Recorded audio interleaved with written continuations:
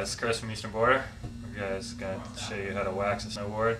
So we brought in Eric from Ass Industries. He's going to show you what it's all about. How's it going? This is Eric from Ass Industries. We're going to show you how to wax a snowboard. And the first thing we notice on our banana here is the base is really dry. Somebody's ridden this like 10 or 15 times, which is probably a bit much. And you'll notice the burrs and hairs on the board, and it's time for a good wax. So we'll show you how to do that. So the first thing we're going to look at here is the edges on the board, because you want to be able to wax or sharpen your board before you wax it so that you get all the nice burrs off, and that you can actually sharpen it rather than sharpening wax, which doesn't work.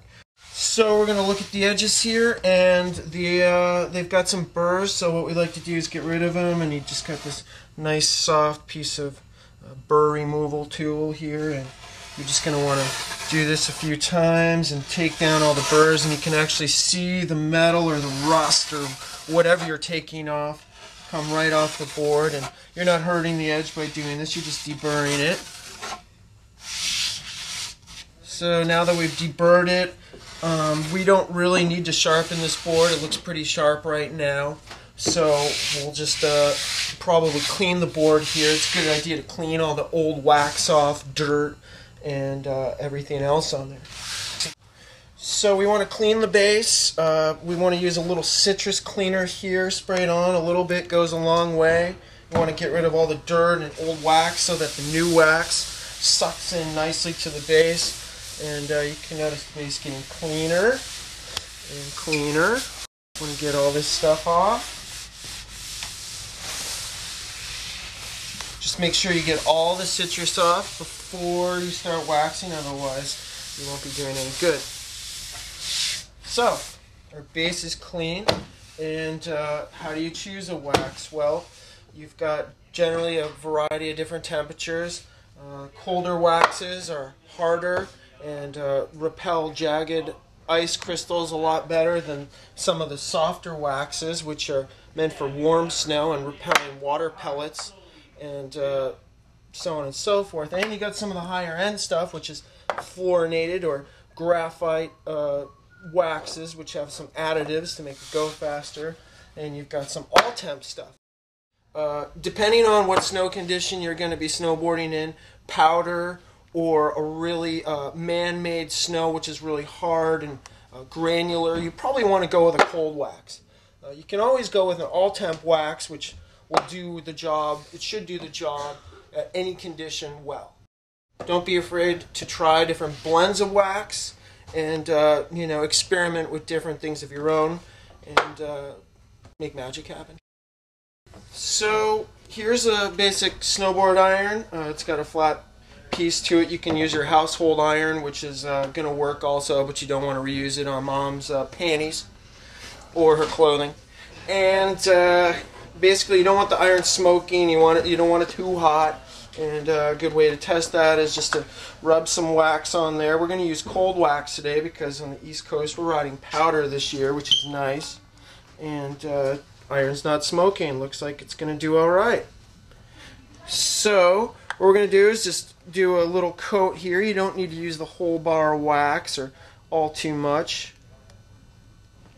I'm going to turn the temperature up. It's a little slow.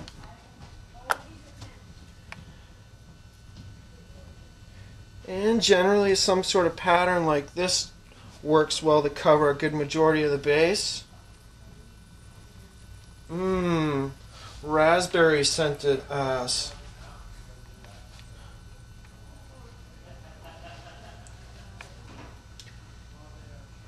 So there we go, we got a good cover going here. You can do your nose and tail. I like to just cover the whole board. Makes it look nice. And you're just going to start slowly trying to melt the wax into the base here. Covering the base evenly, making sure you go all the way to the edges. This board has no bindings on it, which does really well so that you don't have binding insert holes sucking little dimples in. This is the best way to wax, is taking your bindings off.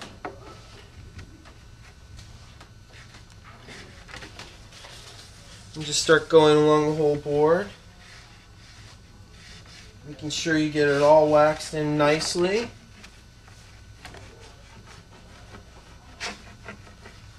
You don't want to, if you feel the under the board is getting too hot, then you probably want to cool the iron down a little bit, or don't do this for 2 hours and get the base too hot. Just melt it in there, get it nice.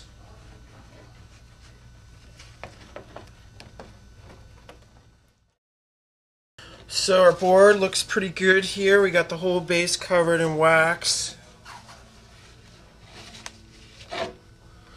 Maybe let it cool for a few minutes. Let the wax absorb into the base and harden. Okay, so our board is cooled down, and we're going to scrape the excess wax off the base. And you want to make sure you get all of this wax off, otherwise it'll build up and actually be slower if you don't scrape it. So we've got our scraper here, and it's pretty simple. You just want to pull the wax or push the wax, either way. As you can notice, we're getting all the wax off here.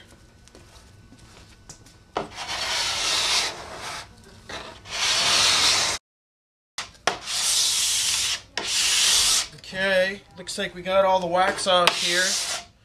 Looks nice and smooth. Can't feel any build up really. Looks nice and fast. And the best way to finish it off is to texture it with one of these brushes here. And what you do is you run it in the lengthwise direction, and pushes the wax into the base and makes a nice texture for water to run off the direction the snowboard's going. And this is probably one of the most skipped steps in finishing tuning the board. It makes one of the biggest differences.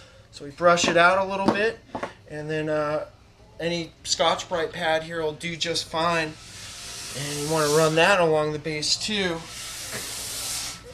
and get it nice and smooth.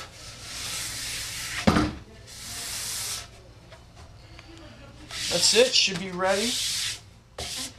Go snowboarding.